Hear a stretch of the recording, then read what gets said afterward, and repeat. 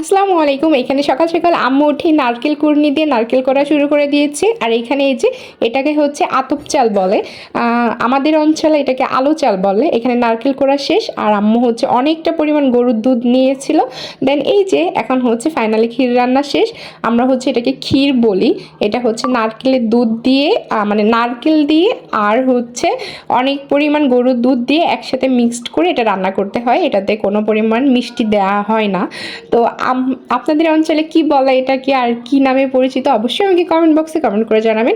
আর এটা খেতে আমার কিন্তু অনেক মজা লাগে, ছোটোবেলায় আমি অনেক বেশি পছন্দ করতাম। তো আম্মুকে অনেক বছর পরে বললাম যে একটু ক্ষীর রান্না করে দিতে।